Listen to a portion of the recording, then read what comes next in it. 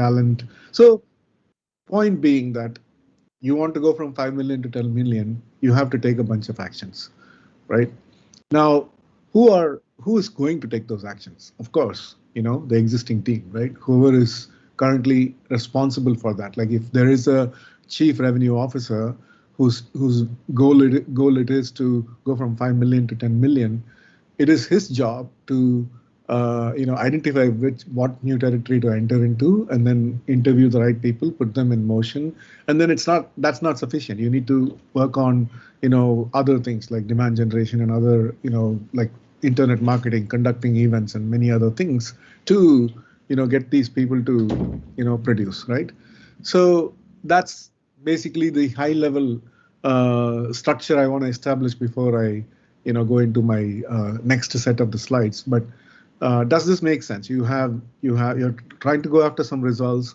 You take some actions to get those results, and those actions are eventually handled by people. Any questions so far?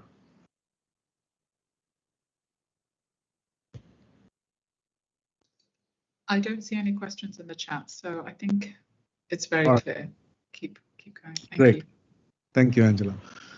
And as Angela mentioned, feel free to type your questions in chat, and Angela, you can stop me as I'm going through it, so we can answer those questions when we get them. So now going on, what is the holy grail of the planning process? In my mind, this basically is the high point of that. We need to understand causality. So I mentioned, for example, going from 5 million to 10 million in revenue means you enter a new territory, and then you have you appoint some people to kind of run the territory and so on. Obviously, that's one action, and I am saying that because of my prior experience. Now, if I mean, there are other ways to do it, right? Like, I mean, I already serve 250 customers in the South African market, and there's only like that's only like 1% of the market, and I can obviously just double down in that market itself. It could be a different set of actions. If that doesn't work, then maybe I have some new products which I can sell to the same customers, and so that's another set of actions, right? So the whole point is you have some numbers that you're trying to go after, which is what we call as the results on the y-axis here, and you're taking some actions to get those numbers, which we call as the actions here on the x-axis, right? So just to simplify, we have them as low, high, and low, high on both axes. And what we mean by low, for example, on actions is that, we either did not perform the actions that we already set out or planned well, or we either did not perform well, or we did not perform to the quality level at which that we wanted to actually put in, right? And on the right side, high, when we say actions high, what we mean is that we gave it all. We planned well, we put the right amount of resources, and we executed everything according to our plan. That's the right side. High means. On the results, low means we didn't get the right results, right KPIs. Like we wanted to go from 5 to 10, but we got stuck at 6. And whereas like if you, let's say, blew through those numbers and you went to like 10 or 11 million, then you'll say that your results were high, right? With that, let's look at the 4 quadrants. The high quadrant, which is the top right quadrant, is great, right? So you did some good work, great. You performed some great actions, and you got some good numbers, and that's amazing, beautiful. On the lower left, you have the low, which is you didn't do the work, right? You said you had a great plan, but you didn't really execute the plan, and you also did not get the right results. So that's, while it's not ideal, it's understandable. You can say, yeah, I didn't do it, so I didn't get it, right? Like simple. Now there are these two anomaly quadrants, right? So the top left one, which is where the actions are low and the results are high. That's what we call as the lottery quadrant. You didn't do the work, but you still got good results. Now, what does that mean? That just means that your the planned work that you kind of like that you created doesn't correlate well with the results. The results are coming even when you didn't do the work, maybe due to other reasons, maybe due to some external influence, maybe due to some other work that you did, or maybe due to some work that you did in the previous period. You're getting the benefit still. Like, you just have to go and introspect and see, yeah, it makes sense or not, right? The bottom right is another interesting quadrant where you put in all the effort and you did all the work correctly, but you didn't get the right results. And that's where 90% of the waste happens in organizations, right? You just keep going after things which are not giving you the right results. And this is where we need to understand causality, is the title of the slide. Basically means that if you don't understand causality, you will end up wasting a lot of time. So let me give you an example. This is an OKR not at a very high level, company level OKR. It's more of a team level OKR. Decreasing page loading time. So one of the website pages is taking a lot of time. We need to reduce the page loading time. Now, this is a package of KRs where one is a number, right? Like this one, decreasing page loading time from 10 seconds to half a second, or 10,000 milliseconds to 500 milliseconds is the what we call as the number, or the KPI, key result. And these other four are sort of like what we call as project or initiative or task type of key result. Now, we started this, and then about 3 weeks into the quarter, when we were reviewing the page, the OKR looks like this, and you can see here that we are making amazing progress on 1, 2, 3, and 5, but 4th is stuck, right? What would that mean? That could mean two things. One, these initiatives may actually have a step function impact, meaning when you go from 60 to 85, you still don't see any results. You'll have to hit 100 to see some impact, is one explanation. The other explanation is there is insufficient causality, right? There's no, the correlation is very weak.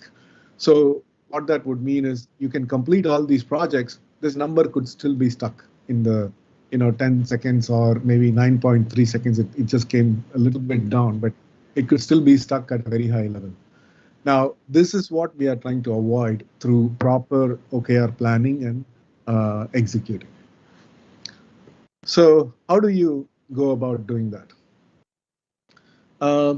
You just have to understand what are you doing, what is the current status quo in your company, right? Like, so there are all these functions. You have sales, marketing, customer success, finance, engineering, HR, maybe some other special functions in your companies, in your organizations.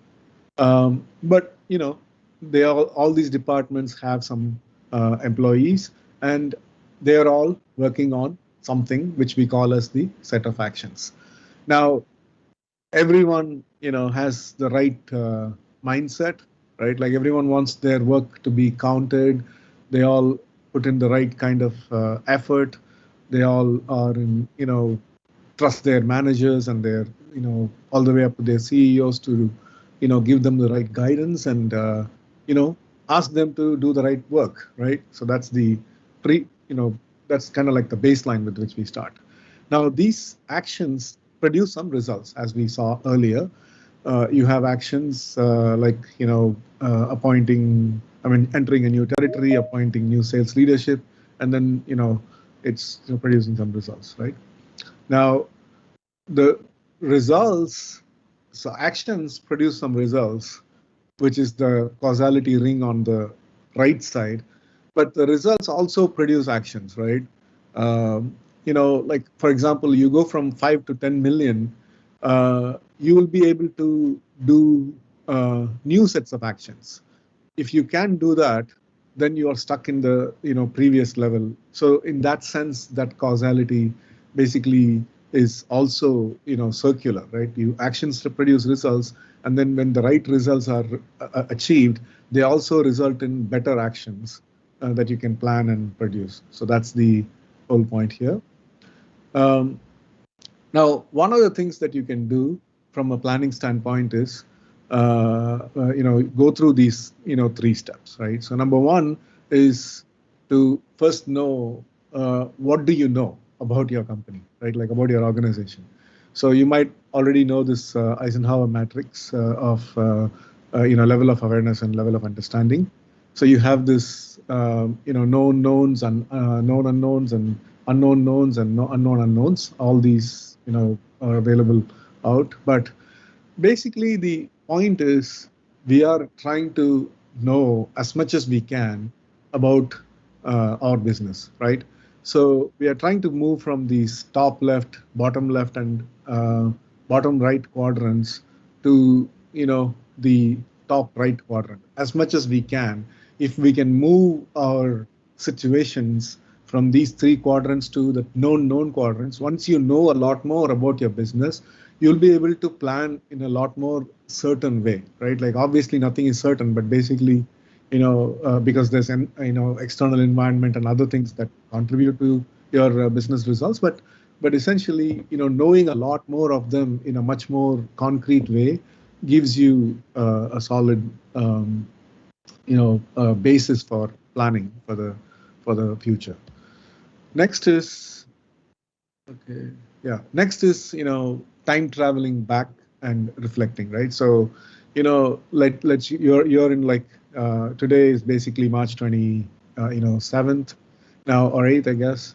And you want to travel back into the previous quarter, and look at what, I mean, at the beginning of the previous quarter, and look at what you set out to achieve, and try to see what you got here, and I mean, wherever you are, like what you have accomplished, and see what, are the differences. What did you plan? What did you get? And understand the reasons for the either overachievement or underachievement, or at par, whatever you got, right? Now, third is putting somebody else's shoes, putting yourself in someone else's shoes. Now, this is an example from the father of OKRs, Andy Grove, who is, I'm sure you all know, is the father of OKRs. I mean, he invented OKRs rather. In the mid 1980s, Intel was facing a lot of competition, especially from Japanese companies, and memories were becoming like, next to nothing price-wise.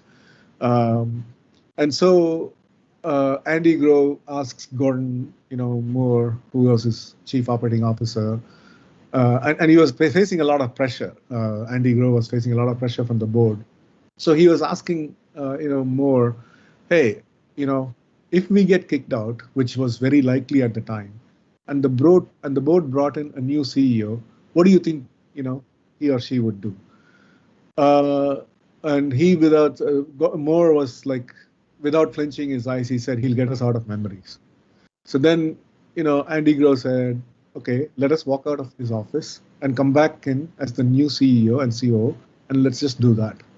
Now, this is a very interesting and easy thing to say, but it's obviously very difficult to, accomplish in real world. Many times we are tied to, our past and history, and we tend to rest on it. That it's very difficult for us to just, simply, change, throw away whatever, our original ideas were, and then come up with something new, and implement it ourselves. So it's difficult, but obviously it's very effective. Now, when it comes to planning for the next period, right? Again, you have the same departments and you had actions. Now we are calling them as A1 for period 1.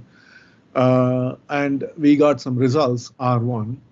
Now, we did this, whatever I was talking about earlier in terms of those reflection exercises, and we understood that the causality is somewhat understood, let's say. Now, in your next period, what you would do is you'll create new targets. Like, if you look at results R1, which could be like 5 million, and results R2 would be 10 million, right? So I want to get to 10 million. Now, if you have understood your actions to results A1 to R1 relationship well, then your new sets of actions for period 2, which we will call as A2, will be clear. That will go from, okay, so I did some work and I got 5 million. Now I'm doing some. I need to get to 10 million. So that means that I need to get a bunch of existing actions going where I have understood the causality clearly.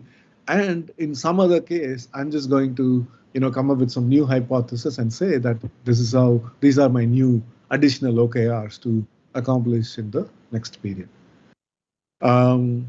That's essentially how you go through your planning process. Now, when you come up with a bunch of actions, right? Like you have a, in terms of A2, you have a bunch of, you brainstorm with your team. We typically recommend and we typically do a quarterly offsite for 2 days. In fact, Profit.co team will be off next week for a couple of days doing this exercise. And we then say, okay, fine, we got some results, we had a plan, and now we are going to go through and create a new plan. And for the new plan, there are a bunch of target actions. Now let's put them in these kinds of 4 buckets, right? Like in terms of effort versus impact, which has low effort and low impact. We call that as continuous improvement. Which has high and high, like high effort and high impact, we call as breakthrough, and we put our high-powered stars in those kind of projects. And where the effort is high and impact is low, we dump them, we don't even do them. And where the effort is low and the impact is high, we call them again as a lottery, quadrant, grab them and get them done quickly, right? So that's kind of what I thought I wanted to share.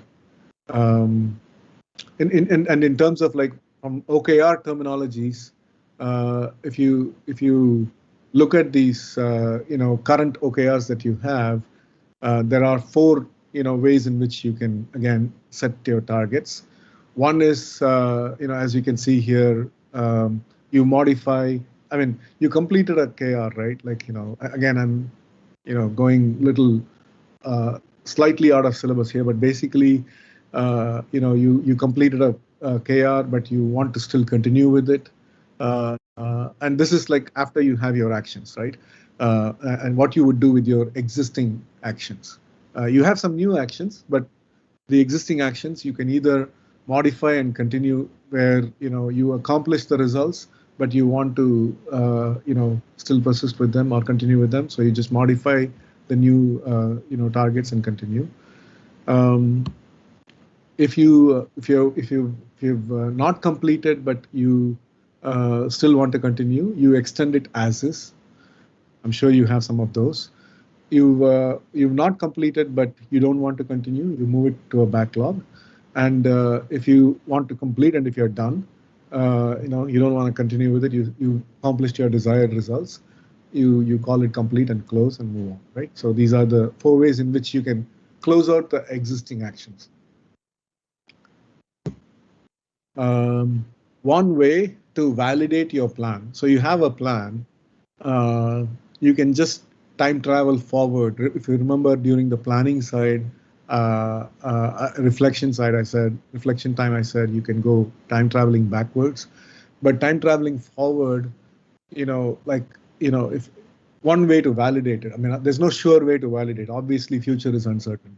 But if you time travel to a quarter later and try to look at it and say, okay, will I be happy with these results, number one, and what kind of probability do I associate with these actions to be either executed well or executed precisely to the 100% probability, and do I have the right people? So these are important things for you to validate as a senior management leader.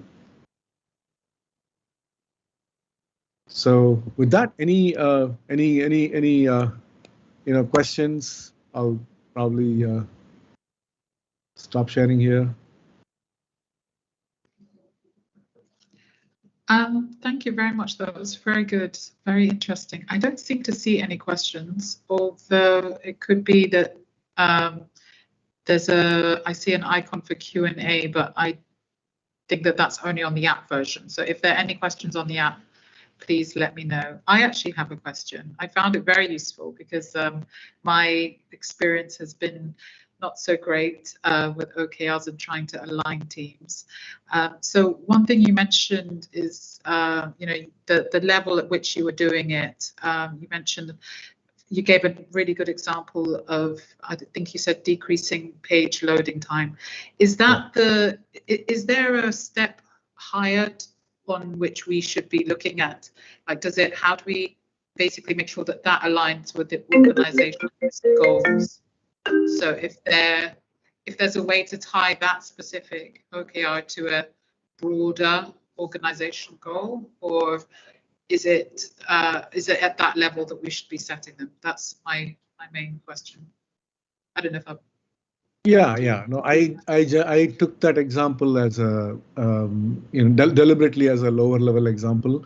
You have the same pattern that you will have in every level of the organization. Obviously, at the company level, there will be a lot more KPI driven as well as business metrics. Whereas, in particular example, we were talking about page loading time, which is a really low level metric. There was an impact, though. There's obviously an impact with that. When the page loading time is low, Google gives you very low rank, and they impact your SEO and all those digital marketing impact is there. But that's the reason why we even that was a real example, our own real example. Yeah. It was one example of where it was not an application page, it was a web page, and we found out that if I sit in San Francisco and click on that page, it'll come in like half a second. But it was averaging like the global number, and it was giving us a bad score. So so absolutely, Angela, you can definitely, you will. Obviously, like I mentioned, to illustrate the point that OKRs can apply at every level, I use that example because higher level OKRs are very common. I'm hoping people understand that. So there's like tons of examples, like revenue, cost reduction, employee wellness, and so on and so forth. That's great. We also have a question from Seth about the difference between KPIs and OKRs in simple terms. If you could give a clear definition of both and the differences, that'd be really good. Yeah. I actually will show a screen.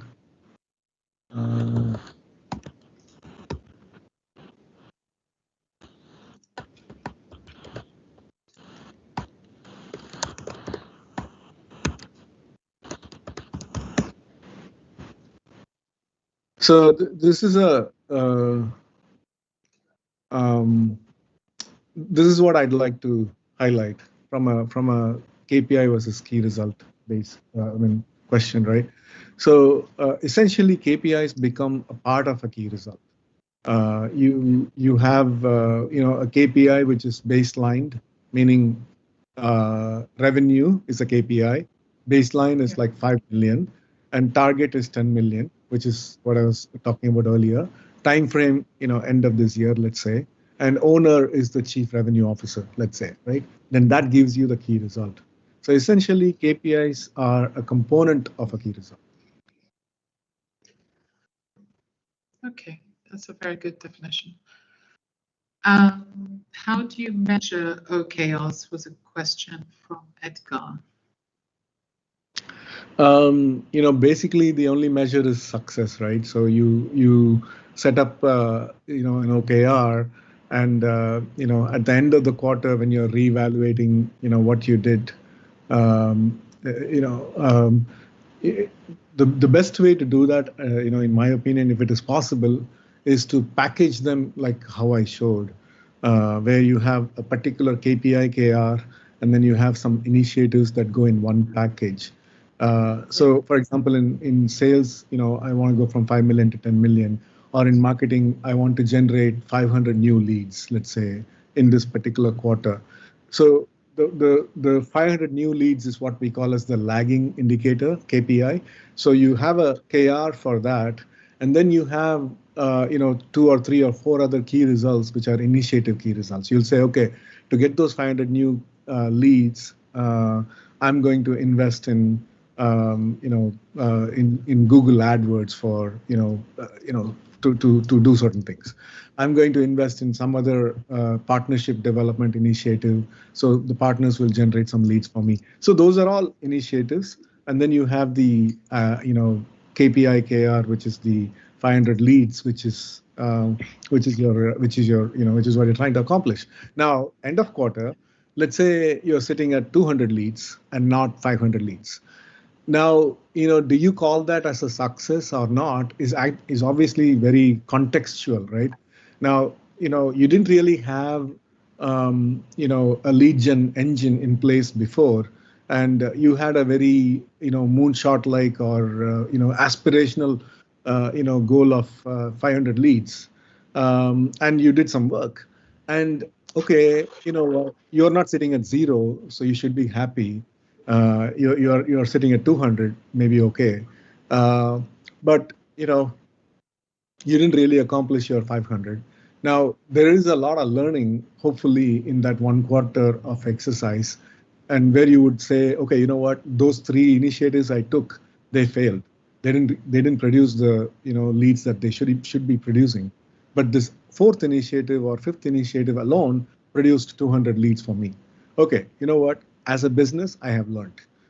Put those 3, KRs which did not result in anything, throw them away, and add something new, and spend the budget so that you generate at least 500 new leads in the next quarter. Now, this is how iteratively you keep going to the target, right? Like the North Star or whatever metric that you're going after. So I would personally, if I look at it, if I didn't have any way of generating leads before, and now I've generated 200 leads, whereas I set out to do 500 leads, I would consider it as a decent success, quite honestly. Whereas, let's say I've been generating 500 leads and I understood the causality and everything well, and now I want to generate 750 or 1,000, and I invested a lot of money and I'm still sitting at 500, I would say that's a failure, right? So it's contextual is what I would say. Okay, and in terms of the size of the company, if you're a startup, for example, we have a question, would it be advisable to focus on KPIs or OKRs or both? No, you have to. Yeah. I mean, it depends on, I think the answer is mostly yes, but it'll depend yes, on which one. You have to focus on both. Okay. But again, we have to always qualify this. There's always a but, right? So the thing is, like, for example, you're a research and development organization. You're working on drug development. In probably year 1, there may be some metrics, but I just don't know exactly what those are. Quite honestly, an industry expert might be able to tell us. But KPIs give you a sense of direction to the company. So if you don't have a KPI, I mean, when I say company, I mean any organization, governments, nonprofits as well. You have to have some, KPI that is telling you, it's almost like a health metric, right? So, 98.4, yeah, you don't have any fever, your temperature is good, kind of thing. So that's important. I don't know if there is a practical issue with, in coming up with the KPI. What OKRs does is basically, like I showed you earlier, KPI is kind of like the nucleus. It just puts the fruit around it. What are you going to do with the KPI? Where are you going? And, who's going to do it? That sort of stuff is what, KRs and OKRs does. So to me, they're always integral. But maybe in startups even more integral, because in this situation, right? Like You have to be very, very nimble, very, conservative with all the money that you receive from your investors, and, deploy them wisely and all. So absolutely, I'll say, I mean, unless I haven't found a situation where, you don't use KPIs and only OKRs, let's say. Okay. That was great. Okay, I don't see any questions. I think based on time, we should move on to Kofi's presentation. Yep. I will try to, I understand you have an issue with sharing, so I'll try and share my screen and hopefully that will work. Please let me know. 1 second.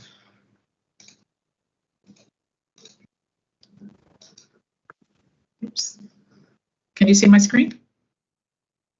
Not yet. Okay, maybe I have to, that's strange. Okay, I think it's coming up. No? Is it coming up? No. No. See it, but Let me see what is here. Come on, where are you? Are you seeing mine? Something seems to be coming up. Okay, maybe I have to do entire. Are you seeing mine? Yeah, I can see something. Okay, yeah, I can see something now. I can see your You can screen. see something like from mine, right? Yes. Okay, all right. Okay. I think it's because it's a PDF, maybe. Yeah, probably. And then I think I was using a classic version of this. Anyway, Monica, sorry, on your cue, I think I could go, right? Yes, go ahead. So thank you. Thanks again. Apologies for the earlier mishap. So I think Basin has tried to do a lot of, justice, if you want, to the conversation. But typically when I speak at these meetings or sessions, I like to break it down. And just to start with, Basin, I like the point you talk about on causality.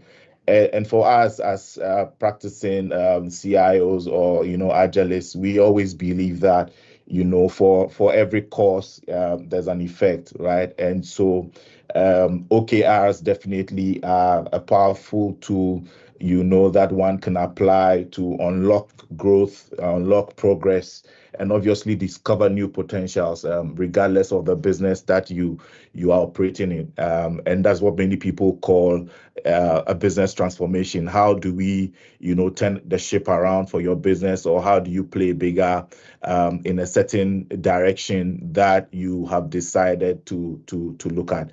I mean, clearly, you will see things or improvements in your performance, and so how well are you able to do more with less? How much, when it comes to your resources is available to you? How much are you able to get out of those small resources or big resources?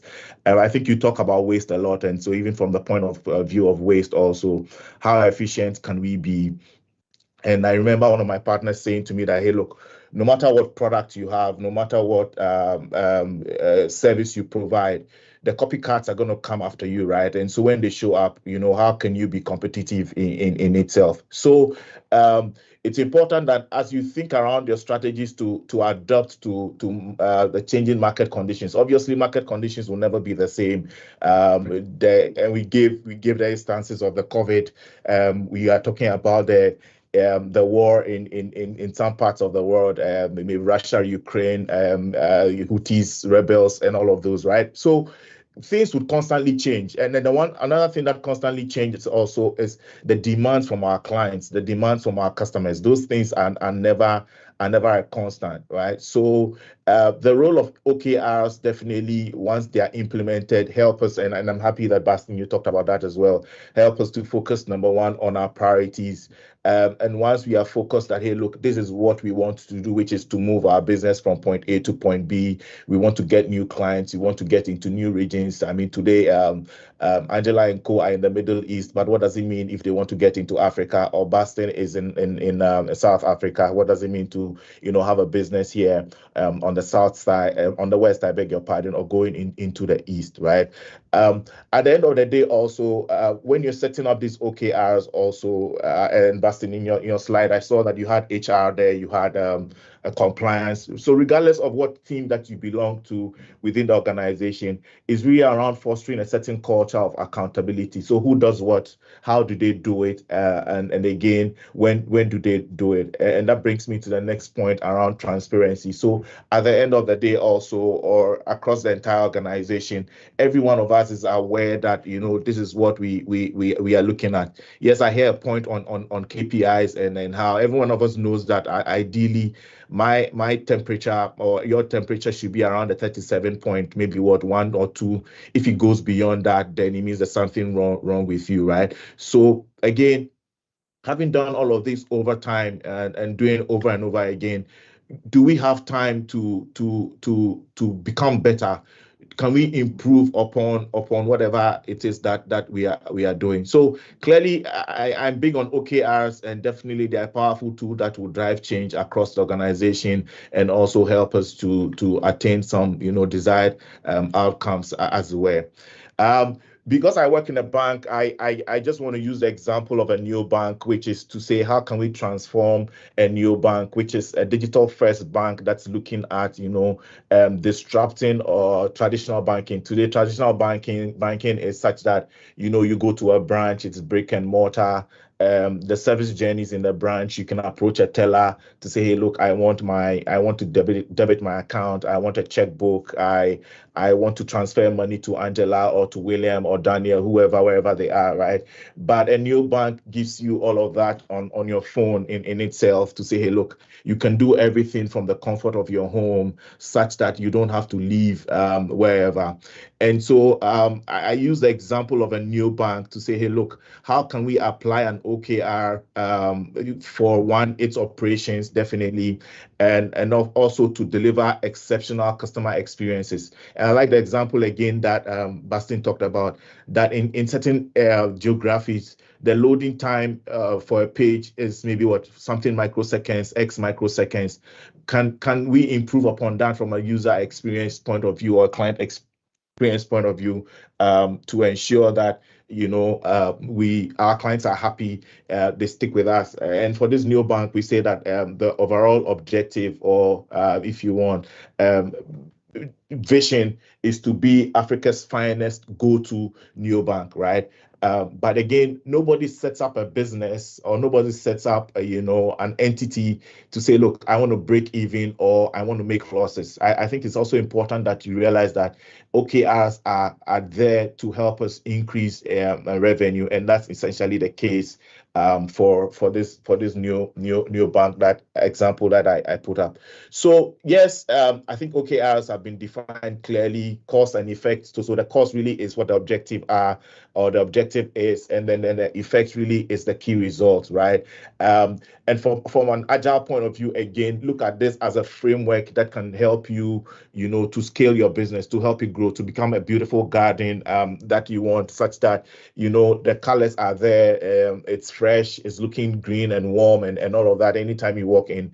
And green and warm in this sense is because of the garden. But if you look at it from a typical business point of view, your staff are engaged, you are making money, people are happy, there are new ideas coming in, and all of those are some of the things that you can measure, or can be the fallout, if you want, from an OKR point of view.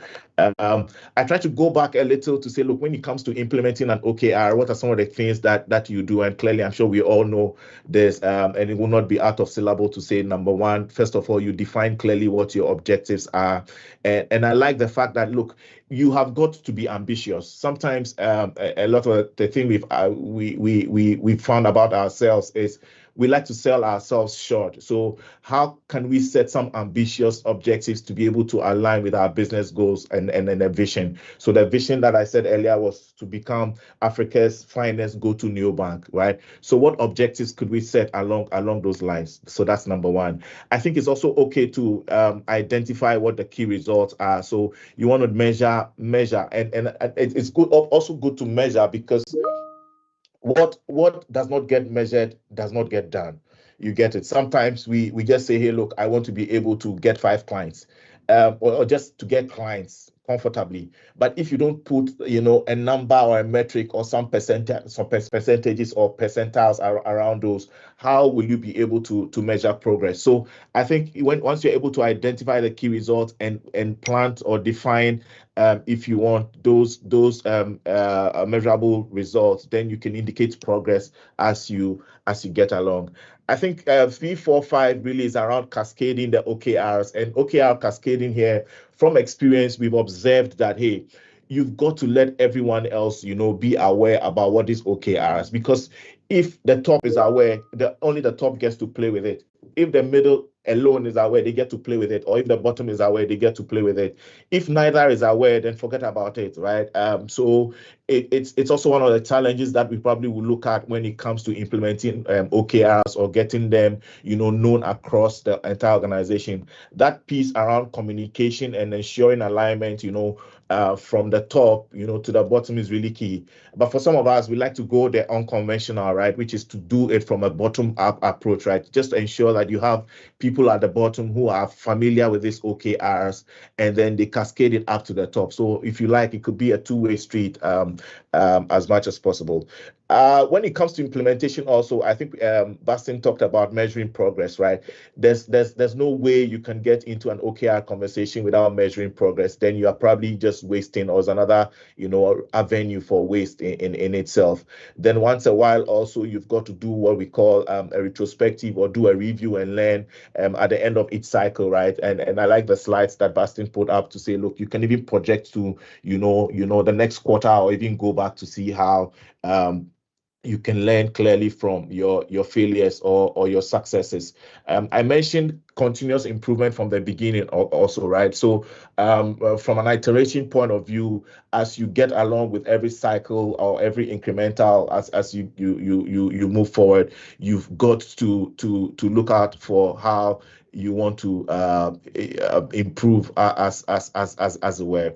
So again, scaling up, the new bank example that I gave, yes, so all of the teams now are aligned. We know that, yes, we have X amount in investment, maybe $1 million in investment towards the growth of the objectives that we have. How do we ensure that we are utilizing that $1 million, right? And when it comes to the fine details in that OKR, we can plug in, say, 1 million and say we are giving, you know, $200,000, you know, dollars, or $20,000, I beg your pardon, at a rate for a certain tenor. And at the end of the day, this is how much it's going to fetch for us as a business. And that brings me to the next point on revenue impact, that you can drive growth and also expand to new markets.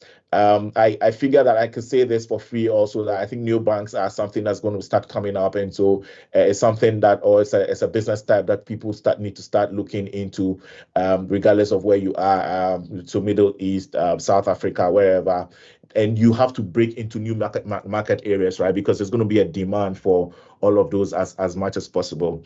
There's no way that we cannot talk about agility in itself, right? And OKRs also help entities, and it just goes beyond the new bank to be able to quickly adapt, you know, and respond to the market change, right? So with all of the things that are happening around us right now, for example, if we said we wanted to make 100 million at the end of the year, given all the market conditions, the headwinds, you know, maybe attrition within an organization and all of those, right? How do we adapt, or how do we come back to say, hey, look, we want to pivot to a particular area?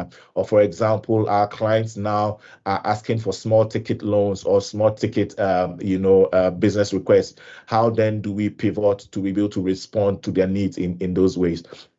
Without a shadow of a doubt, clearly also, if you want to scale up your OKR, again, you need to collaborate. You cannot just say that OKR is for our friends who are sitting in finance, or it's for our friends who are in HR, or it's for our colleagues who are, you know, in the C-suite executive room, right? You've got to collaborate across the entire teams, right? And so that's what we talk about, you know, cross-functional teams, just to ensure that for every single initiative that we put out there, we are able to, if you want, innovate, so that we can respond and ensure that, you know, the OKR that we set for ourselves, again, cause and effect, is happening in itself.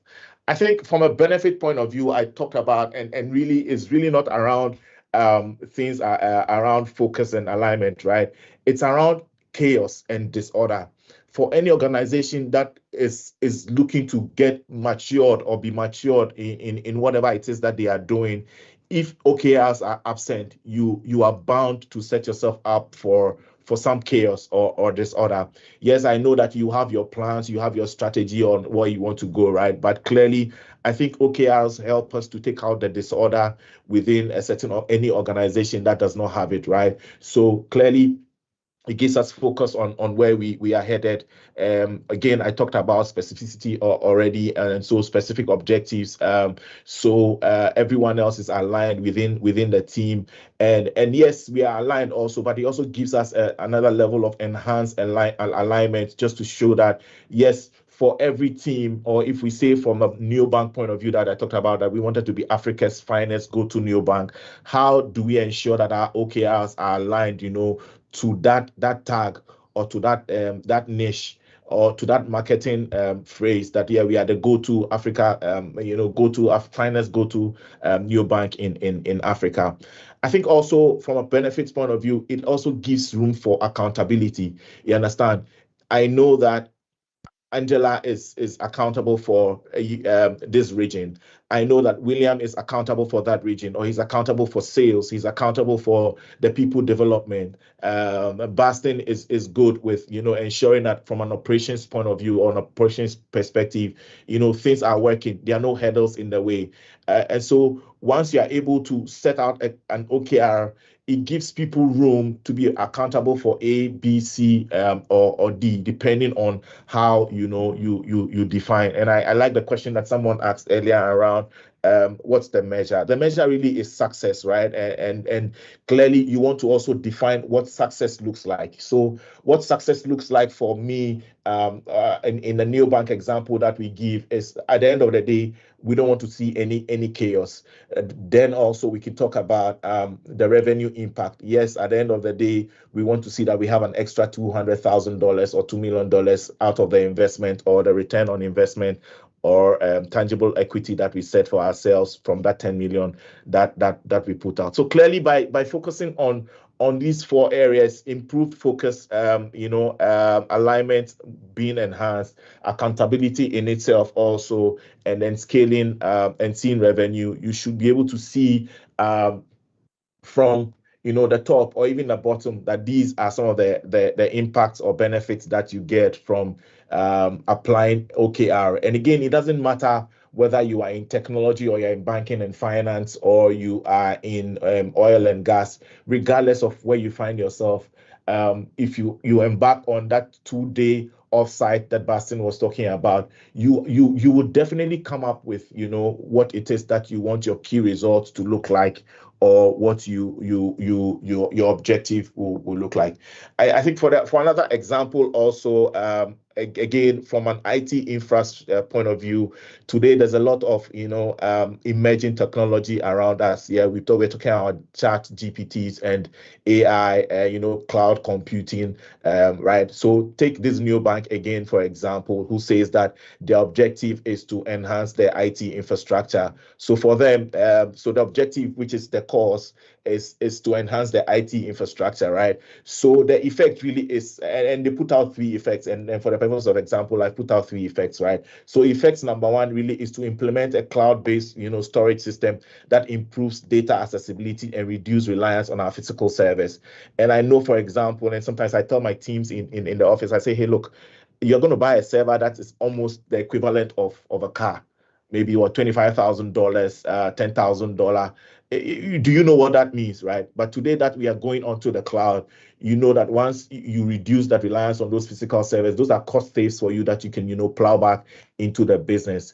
I think also from a customer experience point of view, also your data is quickly as accessible. And I go back to the example of Bastin saying that, look, you can access a certain page, or it refreshes in a very short time. Another effect also is you also want to ensure that the server uptimes are around, for example, close to 100%. Yes, it's a machine, and there are things it could fail, right? But again, 99.9%. I think it's also important. Let me say that, I reiterate that you've got to put in some of these values. You've got to put things that you can measure. So if you are measuring your uptime and it's not up to 99.9%, then it means that you are falling short, and there's a lot more, or there's a few things that you could do to ensure that you scale up, or you get it up to that level.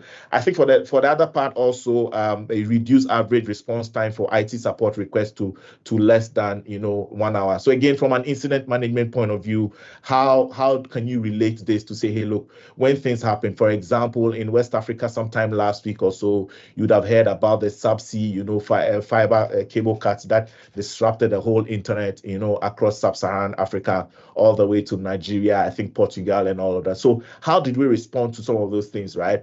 And if you have an incident, how does your OKR measure to say, look, we have set for ourselves 60 minutes to be able to bounce back and to restore services? I can tell you for free that many organizations who were impacted did not have an incident management response time within an hour. Right. So doesn't mean that they didn't have an OKR to say that when some of these things happen, or one of these mishap happens, we have a redundancy in place to be able to respond real quick to that. So that's one side of an example that we can apply as an IT function within a new bank, right? I think also because many of us come from Agile, and I know William and Daniel are quite familiar with this as well, when it comes to the development process or trying to roll out a new application, and many of us are involved in that on a day-to-day basis. How do we implement an Agile development methodology to be able to improve on the collaboration, get people around the table, and become more efficient? I think, again, another thing or tip that I can share with you is, as you begin to mature in your Agile journey, regardless of what organization you belong to, you have got to start embracing these OKRs, because they help you sustain and they help you scale, right? So that's one tip I thought I should just throw in. Another key result again here is you want to reduce your time to market, or we call it speed to value, for new features by 20%. Ensure that you release new products. So look at, for example, how Apple and some of the other applications are constantly releasing new features in that manner. Can we apply a similar mindset to say, look, and you can imagine what an Apple or Google, or if you want Amazon, their OKRs will look like. And I'm sure maybe offline we can go and find that and share around the table, such that we can learn from that. So again, don't forget, it's important to put some measuring criteria. Is it 5% or a 10%, X percentage? You have got to find a way to measure. And that one also, to that question that was raised earlier, could be a very good definition for success for you by a very good example. I think last but not the least, really, for the sake of time, is also that you want to minimize bugs and improve on the quality of the software. Today we call it a world of applications. Many of us have God knows how many applications on our phones, right? So there's literally an application for everything. How do you ensure that the application that you are bringing out is not just one application that crosses or meets a certain checklist, and you say, okay, I've just deployed? But when it comes to quality, even from a cyber point of view, your application gets a certain rating, people are not able to attack it in that regard. So that's a sample OKR that you could get within an IT function that I thought that I could share with you. I also threw this in around transforming that same new bank, right? And if you wanted to enhance your customer experience, again, I just talked about the mobile app, getting new innovation or innovative features, and also improve your customer support, ensuring timely assistance for clients. Again, from an incident management point of view, these are two key objectives that we have set for ourselves, right? And from a more relatable example, again, what key results do you want to achieve? Going back to the point that Bastin talked about, you're away for 2 days. Are you just going to stay 2 days having fun and all of those? By the end of the day, come up with something that you can measure, something, some metric that you can track to say, look, we want to increase our client satisfaction by 35%.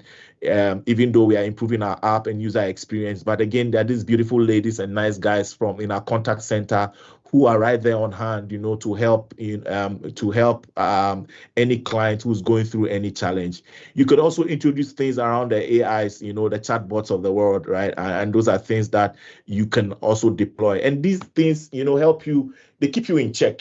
You understand, such that you are not wasting resources. You are holding yourself accountable. And there's a last slide that I have that is a very powerful, quote that I share with you, and I'm just going to wrap up very soon. Again, reduce customer support response time. Yes, the clients that we have today, they are constantly changing. They demand more X than Y from all of us, right? So how do we ensure that from a support time point of view, we are almost always there for them? And by the way, if you recall, I think it was in Singapore not too long ago where the regulator had slapped some fines on some banks because the applications were down and clients could not, if you want, have access to the funds. So what does that mean from an OKR point of view? Those things are, let me use the word, they keep you in line. They keep you in check to say, hey, look, you cannot, can you imagine paying a $1 million as regulatory fine? Yes, maybe your bank may be rich to pay the fine, but when it comes to the reputational damage, I beg your pardon, how are you going to explain to shareholders and all of the other people on the streets to say, hey, look, we got fined? I mean, what are you doing there that you are getting fined, right? So I think that's also another thing that you got to look out for.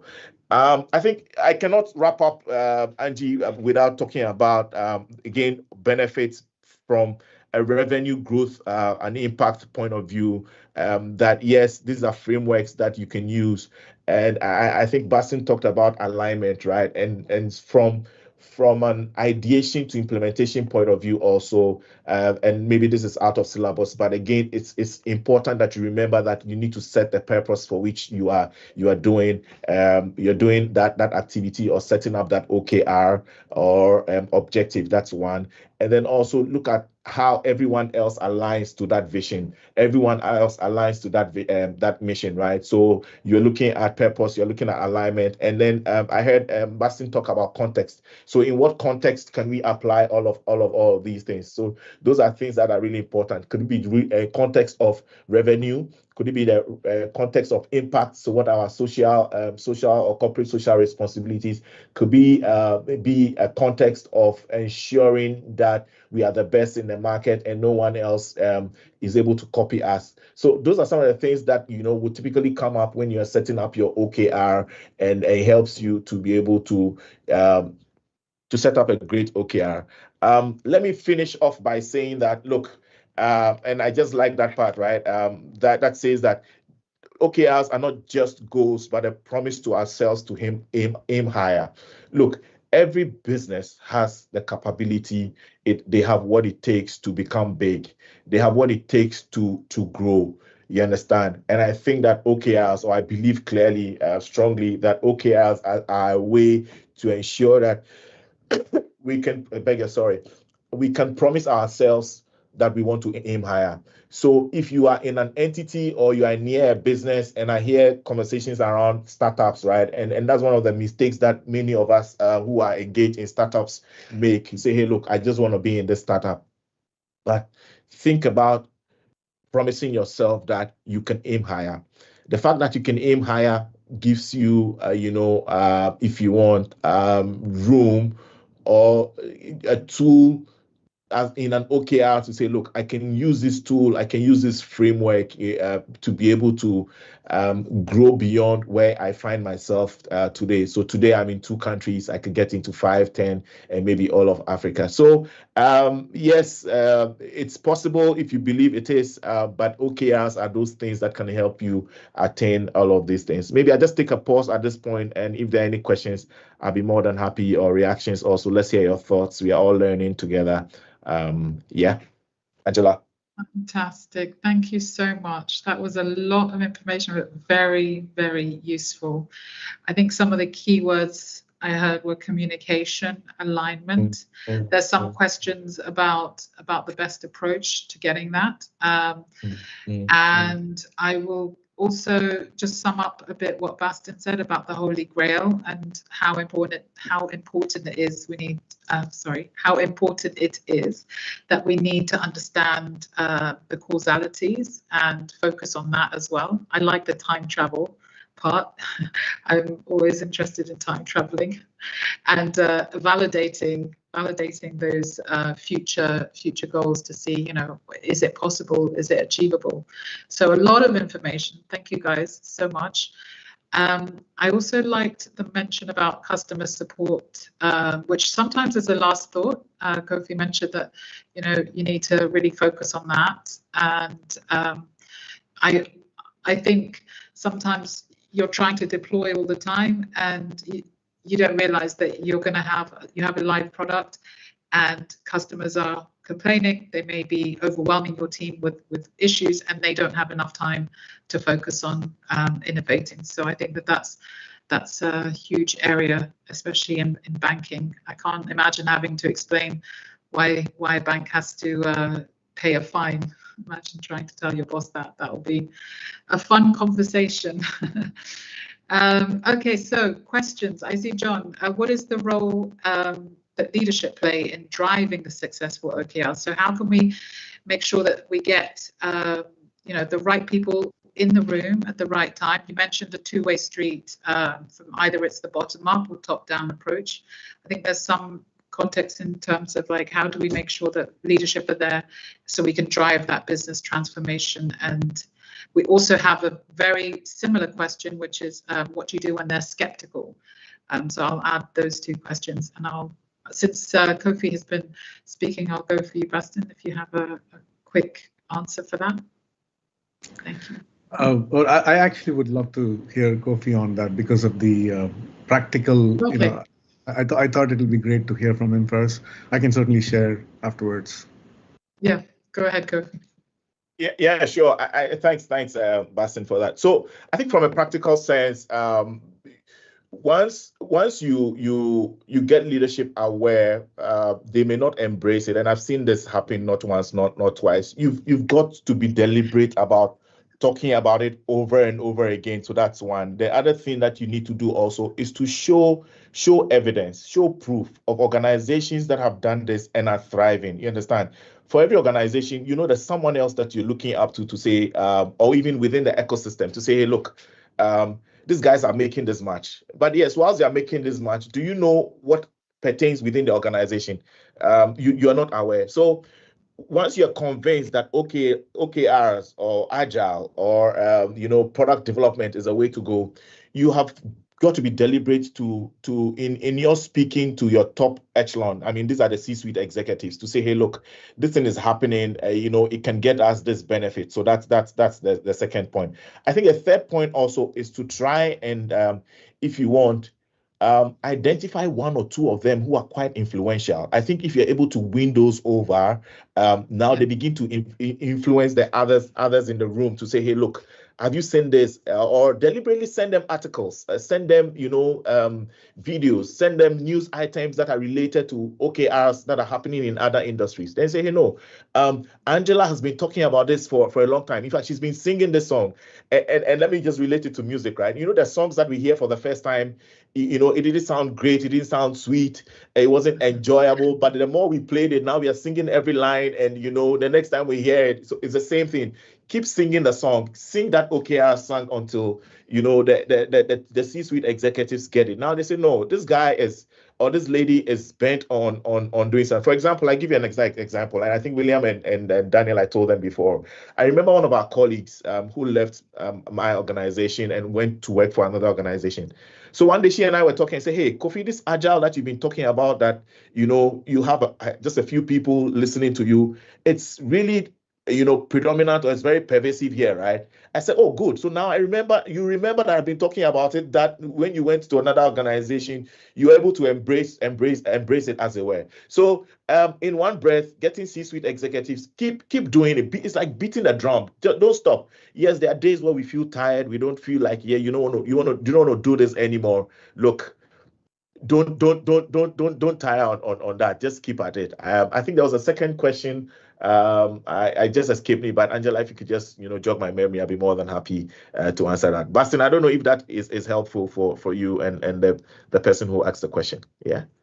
Yeah, no, absolutely. I just would like to add on to it. What Kofi said is absolutely true. I mean, the one example one key point I keep talking about when we talk about adoption is the executive commitment, right? So if the executives are committed, everything actually falls in place. I always keep, there could be some people who are kind of like in between, and Kofi was talking about it. Obviously, Kofi has got a lot of practical experience. I'm sharing this screen right now, which hopefully you can see. It's the blocks trust and agreement model, right? Exactly. It's written by Peter Block. So I mean, this is exactly what Kofi was talking about. I'm just throwing a theoretical spin behind it. Whatever he was saying is all practical. So obviously, this is the quadrant you want people to be in, but you will have some, honest opponents. You will have some people who are, low on the trust, but, high on agreement. And, and these are obviously, whom you want to watch, the adversaries who are low on trust and low on agreement. Some people will always be like, oh, they're out to get me. This company is, screwing me and whatever, right? I mean, that's always going to be there. But this is a good model for you to think about it. But as Kofi mentioned, if you can get the executives to say, in his case, he's the executive, so obviously he's been able to put. I mean, if an executive commits, then it gets done. No question about it. Yes, that's very, very useful. And we had a question about what are the common pitfalls or challenges that organizations face when trying to adopt this new way of thinking? I don't know if we have, I think we pretty much covered that, but if you want to say anything on other challenges. Yeah, I think maybe one that I could add is sometimes some organizations set up a vague OKR. You get it, say, oh yes, we want to achieve A, B, C, right? Don't make it vague, and that's why I try to talk about being specific as much as possible. So that's one, and the way to do that also, or to respond to that, is do a review often, do a check-in often as possible. And I heard Barnsley talk about 3 months, but even within that 3 months also, do like every week. You can, it's like your personal goals, right? You ask yourself, how well are we like, every week. Say, look, how well have I done? Because, and I did a video over the weekend, and I said, look, I try to create time to think about my team, every Sunday. So every Sunday, you're asking yourself, how well am I doing with this? Because you're planning your week on a Sunday evening, right? And ensuring that, yes, or your to-do lists are crossed and all of that. So try and create that time. See, leadership is tough, but if you want to win, you have got to be deliberate in some small habits. And I think that those are the things that, you can apply, or some of the thoughts that I think you can apply to ensure that, you got that embrace fully in your organization, which is the OKR. Angela. Yeah, I think that's a good way of answering the question, which also was asked about how does the OKR framework complement the agile methodologies? And I know in agile we have 2-week sprint planning. So this is something that I think Kofi just answered as well. But Bastin, if you want to add anything, please go ahead. Oh yeah, on the pitfalls, we have I'm just putting up on the screen the red flags article that we wrote like few years ago. So it talks about, like, in the planning stage, you become too conservative, lack of buy-in from department KRs, from dependent KRs, meaning, like, I want to, for example, we talk about reducing, page loading time. That actually is a marketing initiative, because, he's the one who's getting dinged, but the work needs to be done by engineering. So if there is no buy-in from engineering, that doesn't get done, and marketing is stuck. So, there's like things like that. You need to work out the dependencies and stuff like that during the planning phase, execution. So it goes into a lot of details, and certainly, Angela, we can share this blog with you, and you can circulate to people. But yeah, a lot of Yeah, a lot of thumbs up that everyone's enjoying this presentation. I think we've covered most of the questions by this discussion. So yeah, this has been very, very useful. I saw that someone mentioned, oh yeah, I think it was you, Kofi, that mentioned a book to help on this, and I'll mention a few other resources just to end. So you mentioned The Speed of Trust, which is written by Steve Covey, which is a great resource to get a bit more understanding of this subject. As I would add to that, Measure What Matters by John Dewar. That is a foundational book on OKRs, and he's got some great insights in there. There's also a really good one called Radical Focus. That's about achieving your most important goals with OKRs as well, which I found very interesting. But the list does go on. There's also online resources. If you are more of an audio person, there's a lot of LinkedIn courses that you can take as well. Thanks. So yeah, this is very, very useful. So thank you, guys. Unless there's anything else, we will wrap up because I think we're just over time. I understand that there's an upcoming training, but more details from William on that. I think it's around the 24th of April, but don't quote me, on the next upcoming training. And lots more webinars to come. I just want to thank you guys both. You've been amazing. A lot of great nuggets, and I could see that the audience have really enjoyed it. So thank you very much to everybody, and have a great evening, afternoon, wherever you are in the world. Thank you, guys. Thank you. Yeah, take care. Take care. Bye. Bye, everyone. Take care. Thank you. Bye.